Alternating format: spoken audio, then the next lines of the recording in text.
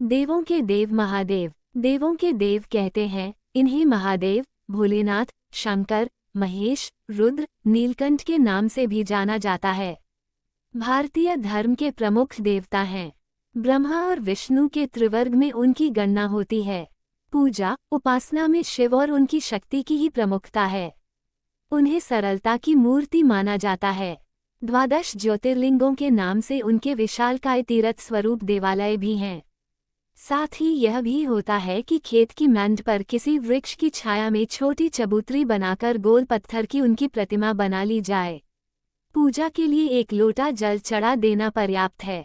संभव हो तो बेलपत्र भी चढ़ाए जा सकते हैं। फलों की अपेक्षा वे नहीं करते। न धूप दीप, नैवेद्य, चंदन, पुष्प जैसे उपचार अलंकारों के प्रति उनका आकर्षण है। शिव ने ही कहा था कि कल्पना ज्ञान से ज्यादा महत्वपूर्ण है। हम जैसी कल्पना और विचार करते हैं वैसे ही हो जाते हैं। शिव ने इस आधार पर ध्यान की कई विधियों का विकास किया। इस सृष्टि के प्राणी और सभी पदार्थ 3 स्थितियों में होकर गुजरते हैं। एक उत्पादन, दूसरा अभिवर्धन और तीसरा परिवर्तन है। सृष्टि की उत्पादक प्रक्रिया को ब्रह्मा, अभिवर्धन को विष्णु और परिवर्तन को शिव कहते हैं। मरण के साथ जन्म का यहाँ अनवरत क्रम है। बीज गलता है तो नया पौधा पैदा होता है। गोबर सड़ता है तो उसका खाद पौधों की बढ़ोतरी में असाधारण रूप से सहायक होता है। पुराना कपड़ा छोटा पड़ने या फटने पर उसे गलाया और कागज बनाया जाता है। नए वस्त्र की तत्काल व्यवस्था होती है। इसी उपक्रम को शिव कहा जा सकता है।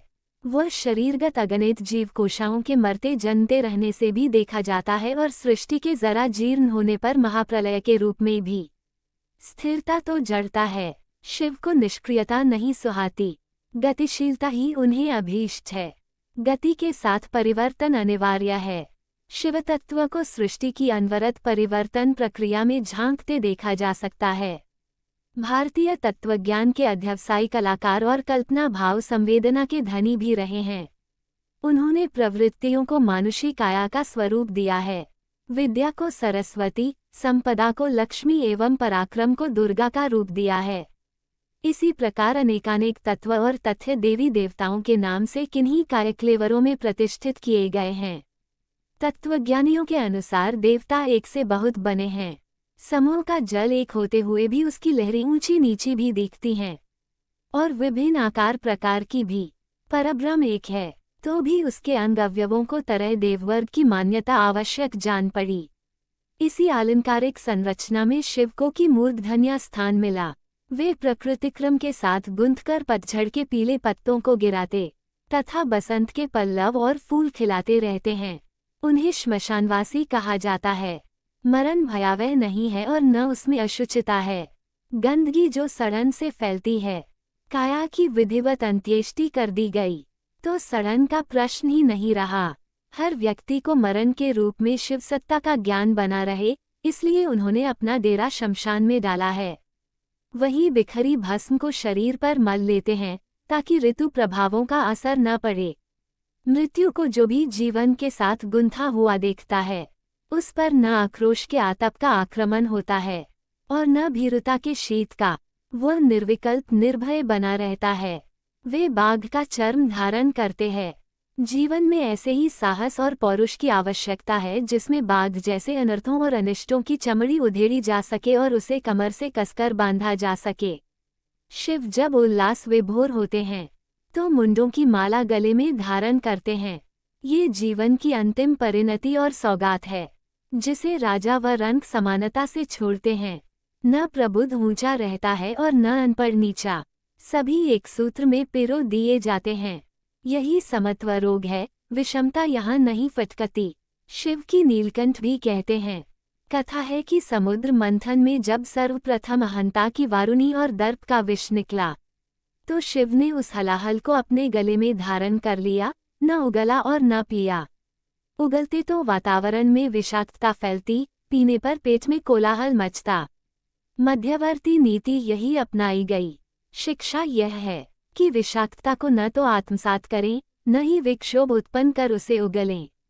उसे कंठ तक ही प्रतिबंधित रखे। इसका तात्पर्य योग सिद्धि से भी है। योगी पुरुष अपने सूक्ष्म शरीर पर अधिकार पा लेते हैं, जिससे उनके स्थूल शरीर पर तीक्ष्ण विषों का भी प्रभाव नहीं होता। उन्हें भी वह सामान्य मानकर पचा लेता है।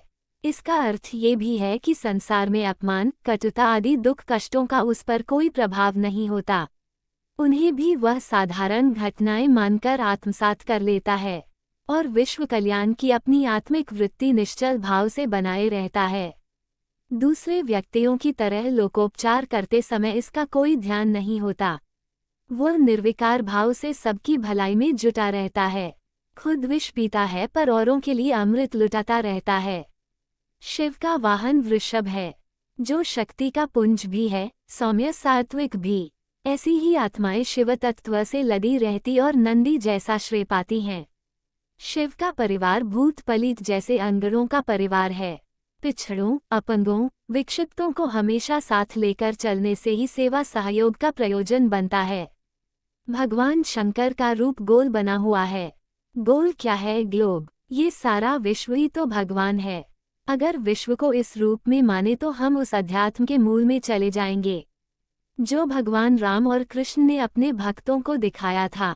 गीता के अनुसार जब अर्जुन मोह में डूबा हुआ था, तब भगवान ने अपना विराट रूप दिखाया और कहा, ये सारा विश्व ब्रह्मांड जो कुछ भी है मेरा ही रूप है। एक दिन यशोदा कृष्ण को धमका रही थी कि तैने मिट्टी खाई है। वे बोले, नहीं, मैंने मिट्टी नहीं खाए, और उन्होंने मुंह खोलकर सारा विश्व ब्रह्मांड दिखाया और कहा, यह मेरा असली रूप है। भगवान राम ने भी यही कहा था। रामायण में वर्णन आता है कि माता कौशल्या और काकभूषुंडी जी को उनने अपना विराट रूप दिखाया था। इसका मतलब यह है कि हमें सारे विश्व को भगवान की विभूति, भगवान का स्वरूप मानकर चलना चाहिए।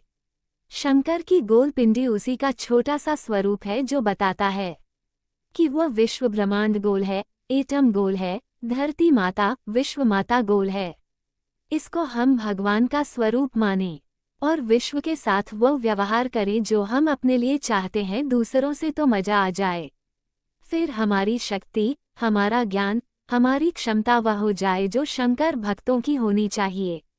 शंकर भगवान के गले में पड़े हुए है काले सांप और मुंडों की माला।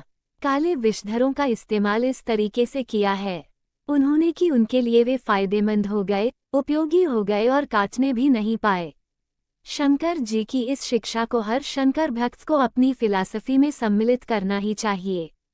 किस तरीके से उन्हें गले से लगाना चाहिए और किस तरीके से उनसे फायदा उठाना चाहिए। शंकर जी के गले में पड़ी मुंडों की माला भी यह कह रही है कि जिस चेहरे को हम 20 बार शीशे में देखते हैं, सजाने संवारने के लिए रंग पाउडर पोतते हैं, वो मुंडों की हड्डियों का टुकड़ा मात्र है। चमड़ी जिसे ऊपर से सुनहरी चीजों से रंग दिया गया है और जिस बाहरी रंग के टुकड़ों को हम देखते हैं, उसे उघाड़कर देखें तो मिलेगा कि इंसान की जो खूबसूरती है उसके पीछे सिर्फ हड्डी का टुकड़ा जमा हुआ पड़ा है। हड्डियों की मुंडमाला की यह शिक्षा है, नसीहत है मित्रों, जो हमको शंकर भगवान के चरणों में बैठकर सीखनी चाहिए। शंकर जी का विवाह हुआ तो लोगों ने कहा कि किसी बड़े आदमी को बुलाओ, देवताओं को बुलाओ। उनने कहा, नहीं, हमारी बारात में तो भूत पलीत ही चलेंगे। रामायण का छंद है, तनु क्षीण को अति पीन, पावन को अपावन तनु धरे। शंकर जी ने भूत पलीतों का, पिछड़ों का भी ध्यान रखा है और अपनी बारात में ले गए। आपको भी इनको अपने साथ लेकर चलना है। शंकर जी के भक्तों, अगर आप इन्हें साथ लेकर चल नहीं सकते तो फिर आपको सोचने में मुश्किल पड़ेगी, समस्याओं का सामना करना पड़ेगा और फिर जिस आनंद में और खुशहाली में शंकर के भक्त रहते हैं आप रह नहीं पाएंगे। जिन शंकर जी के चरणों में आप बैठे हुए हैं उनसे क्या कुछ सीखेंगे? नहीं, पूजा ही करते रहेंगे आप। ये सब चीजें सीखने के लिए ही हैं। भगवान को कोई खास पूजा की आवश्यकता नहीं पड़ती। शंकर भगवान की सवारी क्या है? बैल। वह बैल पर सवार होते हैं। बैल उसे कहते हैं जो मेहनतकश होता है, परिश्रमी होता है। जिस आदमी को मेहनत करनी आती है, वह चाहे भारत में हो, इंग्लैंड, फ्रांस या कहीं का भी रहने वाला क्यों न हो, वह भगवान की सवारी बन सकता है। भगवान सिर्फ उनकी सहायता किया करते हैं जो अपनी सहायता आप करते हैं।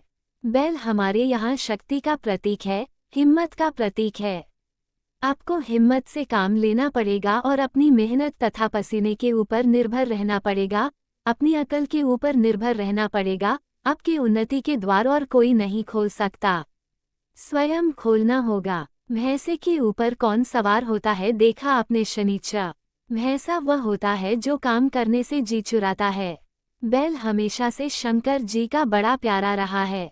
वो उस पर सवार रहे हैं, उसको पुचकारते हैं, खिलाते पिलाते नहलाते धुलाते और अच्छा रखते हैं। हमको और आपको बैल बनना चाहिए, ये शंकर जी की शिक्षा है। शिवजी का मस्तक ऐसी विभूतियों से सुसज्जित है जिन्हें हर दृष्टि से उत्कृष्ट एवं आदर्श कहा जा सकता है। मस्तक पर चंदन स्तर की नहीं, चंद्रमा जैसी संतुलनशीलता धारण की हुई है। शिव के मस्तक पर चंद्रमा है, जिसका अर्थ है शांति, संतुलन। चंद्रमा मन की मुदितावस्था का प्रतीक है, अर्थात योगी का मन सदैव चंद्रमा की भांति प्रफुल्ल और उसी के समान खिला निःशंक होता है। चंद्रमा पूर्ण ज्ञान का प्रतीक भी है, अर्थात उसे जीवन की अनेक गहन परिस्थितियों में रहते हुए भी किसी प्रकार का विभ्रम अथवा ऊहापोह नहीं होता। वो प्रत्येक अवस्था में प्रमुदित रहता है, विषमताओं का उस पर कोई प्रभाव नहीं पड़ता। सिर से गंगा की जलधारा बहने से आशय ज्ञान गंगा से है। मस्तिष्क के अंतराल में मात्र ग्रे मैटर न भरा रहे, ज्ञान विज्ञान का भंडार भी भरा रहना चाहिए, ताकि अपनी समस्याओं का समाधान हो एवं दूसरों को भी उलझन से उबारें, वातावरण को सुख शांतिमय कर दें। सिर से गंगा का उद्भव शिवजी की आध्यात्मिक शक्तियों पर, उनके जीवन के आदर्शों पर प्रकाश डालती है। गंगा जी विष्णुलोक से आती हैं। यह अवतरण महान आध्यात्मिक शक्ति के रूप में होता है। उसे संभालने का प्रश्न बड़ा विकट था। शिवजी को इसके उपयुक्त समझा गया और भगवती गंगा को उनकी जटाओं में आश्रय मिला। गंगा जी यहाँ ज्ञान की प्रचंड आध्यात्मिक शक्ति के रूप में अवतरित होती हैं।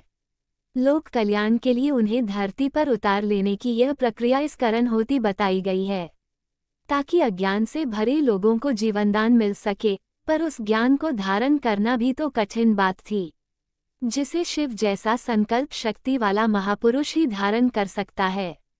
अर्थात महान बौद्धिक क्रांतियों का सृजन भी कोई ऐसा व्यक्ति ही कर सकता है, जिसके जीवन में भगवान शिव के आदर्श समाये हुए हों। वही ब्रह्म ज्ञान को धारण कर उसे लोकहितार्थ प्रवाहित कर सकता है। शिव के 3 नेत्र हैं। तीसरा नेत्र ज्ञानचक्षु है, दूरदर्शी विवेकशील का प्रतीक, जिसकी पलकें उभरते ही कामदेव जलकर भस्म हो गया। सद्भाव के भागीरथ के साथ ही ये तृतीय नेत्र का दुर्वासा भी विद्यमान है और अपना ऋषित्व स्थिर रखते हुए भी दुष्टता को उन्मुक्त नहीं विचरने देता, मदमर्दन करके ही रहता है।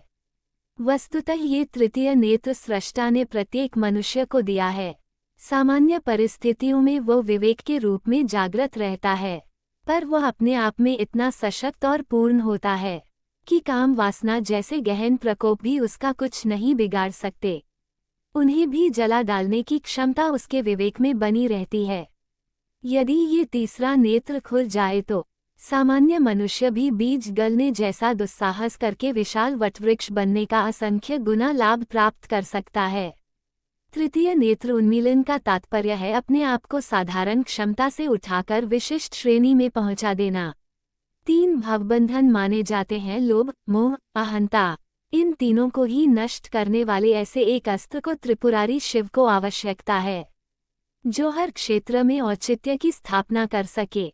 ये शस्त्र त्रिशूल रूप में धारण किया गया ज्ञान, कर्म और भक्ति की पैनी धाराओं का है। शिव डमरू बजाते और मौज आने पर नृत्य भी करते हैं। ये प्रलयंकर की मस्ती का प्रतीक है। व्यक्ति उदास, निराश और खिन्न, विपिन बैठकर अपनी उपलब्ध शक्तियों को न खोए, पुलकित प्रफुल्लित जीवन जिए। शिव यही करते हैं, इसी नीति को अपनाते हैं। उनका डमरू ज्ञान, कला, साहित्य और विजय का प्रतीक है। ये पुकार पुकार कर कहता है कि शिव कल्याण के देवता हैं। उनके विचारों रूपी खेत में कल्याणकारी योजनाओं के अतिरिक्त और किसी वस्तु की उपज नहीं होती। विचारों में कल्याण की समुद्री लहरें हिलोरे लेती हैं। उनके हर शब्द में सत्यम, शिवम की ही ध्वनि निकलती है। डमरू से निकलने वाली सात्विकता की ध्वनि सभी को मंत्रमुग्ध सा कर देती है, और जो भी उनके समीप आता है अपना सा बना लेती है। शिव का आकार लिंग स्वरूप माना जाता है। उसका अर्थ यह है कि सृष्टि साकार होते हुए भी उसका आधार आत्मा है। ज्ञान की दृष्टि से उसके भौतिक सौंदर्य का कोई बड़ा महत्व नहीं है। मनुष्य को आत्मा को उपासना करनी चाहिए, उसी का ज्ञान प्राप्त करना चाहिए। सांसारिक रूप, सौंदर्य और विविधता में घसीटकर उस मौलिक सौंदर्य को तिरोहित नहीं करना चाहिए। गृहस्थ होकर भी पूर्ण रोगी होना शिव जी के जीवन की महत्वपूर्ण घटना है। सांसारिक व्यवस्था को चलाते हुए भी वे योगी रहते हैं, पूर्ण ब्रह्मचर्य का पालन करते हैं। वे अपनी धर्मपत्नी को भी मातृ शक्ति के रूप में देखते हैं। यह उनकी महानता का दूसरा आदर्श है। रिद्धि सिद्धियां उनके पास रहने में गर्व अनुभव करती हैं। यहाँ उन्होंने ये सिद्ध कर दिया है कि गृहस्थ रहकर भी आत्मकल्याण की साधना असंभव नहीं। जीवन में पवित्रता रखकर उसे हंसते खेलते पूरा किया जा सकता है। शिव के प्रिय आहार में एक सम्मिलित है भांग। भंग अर्थात विच्छेद विनाश, माया और जीव की एकता का भंग, अज्ञान आवरण का भंग, संकीर्ण स्वार्थपरता का भंग, कषाय कल्मशों का भंग। यही है शिव का रुचिकर आहार। जहाँ शिव की कृपा होगी वहाँ अंधकार की निशा भंग हो रही होगी और कल्याणकारक अरुणोदय व पुण्य दर्शन मिल रहा होगा। शिव को पशुपति कहा गया है। पशुत्व की परिधि में आने वाली दुर्भावनाओं और दुष्प्रवृत्तियों का नियंत्रण करना पशुपति का काम है। नर पशु के रूप में रह रहा जीव जब कल्याणकर्ता शिव की शरण में आता है तो सहज ही पशुता का निराकरण हो जाता है और क्रमशः मनुष्यत्व और देवत्व विकसित होने लगता है। महामृत्युंजय मंत्र में शिव को त्रयंबक और सुगंधि पुष्टि वर्धनम गया है। विवेक दान को त्रिवर्ग कहते हैं। ज्ञान, कर्म और भक्ति भी त्रयंबक है। इस त्रिवर्ग को अपनाकर मनुष्य का व्यक्तित्व प्रत्येक दृष्टि से परिपुष्ट व परिपक्व होता है। उसकी समर्थता और संपन्नता बढ़ती है। साथ ही श्रद्धा, सम्मान भरा सहयोग उपलब्ध करने वाली यशस्वी उपलब्धियां भी करतलगत होती हैं। यही सुगंध है। गुण कर्म स्वभाव की उत्कृष्टता का प्रतिफल यश और बल के रूप में प्राप्त होता है, इसमें तनिक भी संदेह नहीं। इसी रहस्य का उद्घाटन महामृत्युंजय मंत्र में विस्तारपूर्वक किया गया है। देवताओं की शिक्षाओं और प्रेरणाओं को मूर्तमान करने के लिए अपने ही हिंदू समाज में प्रतीक पूजा की व्यवस्था की गई है। जितने भी देवताओं के प्रतीक हैं उन सब के पीछे कोई न कोई संकेत भरा पड़ा है, प्रेरणाएं और दिशाएं भरी पड़ी हैं। अभी भगवान शंकर का उदाहरण दे रहा था मैं आपको और यह कह रहा था कि सारे विश्व का कल्याण करने वाले शंकर जी की पूजा और भक्ति के पीछे जिन सिद्धांतों का समावेश है हमको उन्हें सीखना चाहिए था, जाना चाहिए था और जीवन में उतारना चाहिए था। लेकिन हम उन सब बातों को भूल हुए चले गए और केवल चिन्ह घटाव पूजा तक सीमाबद्ध रह गए। विश्व कल्याण की भावना को भी हम भूल गए, जिसे शिव शब्द के अर्थों में बताया गया है। शिव माने कल्याण। कल्याण की दृष्टि रख करके हमको कदम उठाने चाहिए और हर क्रियाकलाप एवं सोचने के तरीके का निर्माण करना चाहिए। ये शिव शब्द का अर्थ होता है। सुख हमारा कहाँ है यह नहीं, वरन कल्याण हमारा कहाँ है। कल्याण को देखने की अगर हमारी दृष्टि पैदा हो जाए तो ये कह सकते हैं कि हमने भगवान शिव के नाम का अर्थ जान लिया। ओम नमः शिवाय का जप तो किया, लेकिन शिव शब्द का मतलब क्यों नहीं समझा। मतलब समझना चाहिए था और तब जप करना चाहिए था, लेकिन हम मतलब को छोड़ते चले जा रहे हैं और बाह्य रूप को पकड़ते चले जा रहे हैं। इससे काम बनने वाला नहीं है। हिंदू समाज के पूज्य जिनकी हम दोनों वक्त आरती उतारते हैं, जप करते हैं, शिवरात्रि के दिन पूजा और उपवास करते हैं और न जाने क्या क्या प्रार्थनाएं करते कराते हैं, क्या वे भगवान शंकर हमारी कठिनाइयों का समाधान नहीं कर सकते? क्या हमारी उन्नति में कोई सहयोग नहीं दे सकते? भगवान को देना चाहिए। हम उनके प्यारे हैं, उपासक हैं। हम उनकी पूजा करते हैं। वे बादल के तरीके से हैं। अगर पात्रता हमारी विकसित होती चली जाएगी तो वह लाभ मिलते चले जाएंगे जो शंकर भक्तों को मिलने चाहिए। शिवरात्रि और उसकी कल्याणकारी शिक्षाएं। हिंदू धर्म में जितने त्योहार मनाए जाते हैं ये सभी किसी न किसी सांस्कृतिक, ऐतिहासिक या वैज्ञानिक आधार पर प्रचलित किए गए हैं। ये बात दूसरी है कि बहुत अधिक समय बीत जाने और राजनैतिक, सामाजिक तथा आर्थिक परिस्थितियों में परिवर्तन हो जाने से उनका महत्व हमको पूर्ववत नहीं जान पड़ता, तो भी यदि हम उनको उचित रीति से मनाएं, उनमें उत्पन्न हो गई त्रुटियों को दूर कर दे तो उनसे अभी बहुत लाभ उठाया जा सकता है।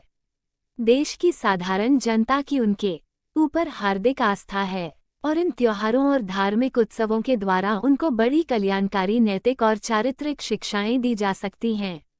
यहाँ पर हम शिवरात्रि के व्रत के संबंध में कुछ विवेचन करेंगे। आज हमारे देश में लाखों नर नारी भगवान शिव के उपासक हैं। उपासना का अर्थ है समीप बैठना। उपासक देव के गुणों का चिंतन, मनन और उन्हें ग्रहण करने का प्रयत्न करना, उस पथ पर अग्रसर होने की चेष्टा करना। सच्चे शिव के उपासक वही हैं जो अपने मन में स्वार्थ भावना को त्याग कर परोपकार की मनोवृत्ति को अपनाते हैं। जब हमारे मन में यह विचार उत्पन्न होने लगते हैं तो हम अपने आत्मीयजनों के साथ झूठ, छल, कपट, धोखा, बेईमानी, ईर्ष्या, द्वेष आदि से मुक्त हो जाएंगे। यदि शिवरात्रि व्रत के दिन हम इस महान पथ का अवलंबन नहीं लेते तो शिव का व्रत और उन केवल लकीर पीटना मात्र रह जाता है। उससे कोई विशेष लाभ नहीं होता। पिछली पंक्तियों में शिवरात्रि की स्थूल कथा का वर्णन किया गया था, जिसका सूक्ष्म आशय यह है कि जिसमें ये सारा जगत शयन करता है, जो विकाररहित है वह शिव है। जो सारे जगत को अपने भीतर लीन कर लेते हैं वही भगवान शिव हैं। शिव महिम्न स्तोत्र में एक जगह लिखा है, महासमुद्र रूपी शिवजी का एक अखंड परतत्व है। इन्हीं की अनेक विभूतियां अनेक नामों से पूजी जाती हैं। यही सर्वव्यापक, सर्वशक्तिमान है। यही व्यक्त अव्यक्त रूप से क्रमशः सगुण ईश्वर और निर्गुण ब्रह्म कहे जाते हैं तथा यही परमात्मा, जगदात्मा, शंकर, रुद्र आदि नामों से संबोधित किए जाते हैं। ये भक्तों को अपनी गोद में रखने वाले आशुतोष हैं। यही त्रिविधि तापों का शमन करने वाले हैं तथा यही वेद और प्रणव के उद्गम हैं। इन्हीं को वेदों ने नेति नेति कहा है। साधन पथ में यही ब्रह्मवादियों के ब्रह्म, सांख्य मतावलंबियों के पुरुष तथा योग पथ में आरूढ़ होने वालों की प्रणव की अर्धमात्रा है। जो सुखादि प्रदान करती है वह रात्रि है, क्योंकि दिन भर की थकावट को दूर करके नवजीवन का संचार करने वाली यही है। ऋग्वेद के रात्रि सूक्त में इसकी बड़ी प्रशंसा की गई है। कहा है, हे रात्रे, अशिष्ट जो तम है वह हमारे पास न आवे। शास्त्र में रात्रि को नित्य प्रलय और दिन को नित्य सृष्टि कहा गया है। एक से अनेक की और कारण से कार्य की ओर जाना ही सृष्टि है और इसके विपरीत अनेक से एक और कार्य से कारण की ओर जाना प्रलय है। दिन में हमारा मन, प्राण और इंद्रियां हमारे भीतर से बाहर निकल बाहरी प्रपंच की ओर दौड़ती हैं और रात्रि में फिर बाहर से भीतर की ओर वापस आकर शिव की ओर प्रवृत्ति होती है। इसी से दिन सृष्टि का और रात्रि प्रलय की द्योतक है। समस्त भूतों का अस्तित्व मिटाकर परमात्मा से अल्प समाधान की साधना ही शिव की साधना है। इस प्रकार शिवरात्रि का अर्थ होता है वह रात्रि जो आत्मानंद प्रदान करने वाली है और जिसका शिव से विशेष संबंध है। फाल्गुन कृष्ण चतुर्दशी की रात्रि में यह विशेषता सर्वाधिक पाई जाती है। ज्योतिष शास्त्र के अनुसार उस दिन चंद्रमा सूर्य के निकट होता है। इस कारण उसी समय जीवरूपी चंद्रमा का परमात्मा रूपी सूर्य के साथ भी योग होता है। अतः फाल्गुन कृष्ण चतुर्दशी को की गई साधना से जीवात्मा का शीघ्र विकास होता है। शिवजी के रूप की एक दूसरी व्याख्या है, वो ये है कि जहाँ अन्य समस्त देवता वैभव और अधिकार के अभिलाषी बतलाए गए हैं, वहाँ शिवजी ही एकमात्र ऐसे देवता हैं जो संपत्ति और वैभव के बजाय त्याग और अकिंचनता का वरण करते हैं। अन्य देवता जहाँ सुंदर रेशमी वस्त्रों से अलंकृत किए जाते हैं, वहाँ शिवजी सदा के हरिछाल पहने भस्म लपेटे दीनजन के रूप में रहते हैं। इसी त्याग और अपरिग्रह के कारण वे देवताओं में महादेव कहलाते हैं। इस प्रकार शिवजी का आदर्श हमको शिक्षा देता है कि यदि परमात्मा ने हमको योग्यता और शक्ति दी है तो हम उसका उपयोग शान शौकत दिखलाने के बजाय परोपकार और सेवा के लिए करें। शिवजी का उदाहरण ये भी प्रकट करता है कि जिसे जितनी अधिक शक्ति मिली है उसका उत्तरदायित्व भी उतना ही अधिक होता है। जिस प्रकार समुद्र मंथन के समय हलाहल विष निकलने पर उसे पीने का साहस शिवजी के सिवाय और कोई न कर सका, उसी प्रकार हमें भी यदि परमात्मा ने विशेष धन, बल, विद्या आदि प्रदान किए हैं तो उनका उपयोग दीन दुखी और कष्टग्रसित लोगों के उपकारार्थ ही करना चाहिए। एक विदेशी विद्वान ने लिखा है कि ऋग्वेद व अथर्ववेद ने शिव के रुद्र रूप को मंगलमय बताया है। समस्त वैदिक साहित्य में उन्हें अग्नि का रूप माना गया है। अग्नि और शिव के नामों में परस्पर घनिष्ठ संबंध है। सारे महाभूतों में अग्नि ही एक ऐसा तत्व है जो भय को सहन नहीं कर सकता। अग्नि का गुण संहार न समझकर रचना मानना अधिक युक्त है। अग्नि के इन दोनों स्वरूपों से मनुष्य की वास्तविकता की भी परीक्षा हो जाती है। यहाँ पर हम ये भी कह देना आवश्यक समझते हैं कि अग्नि का संबंध गायत्री से भी है और इस महामंत्र में अग्नि की सारी शुभ शक्तियाँ पूंजीभूत हैं। गायत्री मंजरी में शिव पार्वती संवाद आता है जिसमें भगवती पूछती हैं, हे देव, आप किस योग की उपासना करते हैं जिससे आपको परम सिद्धि प्राप्त हुई है। शिव इस संसार में आदि योगी थे, योग के सभी भेदों को मालूम कर चुके थे। उन्होंने उत्तर दिया, गायत्री ही वेद माता है और पृथ्वी को सबसे पहली और सबसे बड़ी शक्ति है। वह संसार की माता है। गायत्री भूलोक की कामधेनु है। इससे सब कुछ प्राप्त होता है। ज्ञानियों ने योग की सभी क्रियाओं के लिए गायत्री को ही आधार माना है। इस प्रकार विदित होता है कि भगवान शंकर हमें गायत्री योग द्वारा आत्मोत्थान की ओर अग्रसर होने का आदेश देते हैं। पर पिछले कुछ समय से लोग इस तथ्य को भूल गए हैं और उन्होंने भंग पीना तथा बया पकवान बनाकर खा लेना की शिवरात्रि के व्रत का सारांश समझ लिया है। मनोरंजन के लिए स्वांग, तमाशे, गाने के साधन रह गए हैं।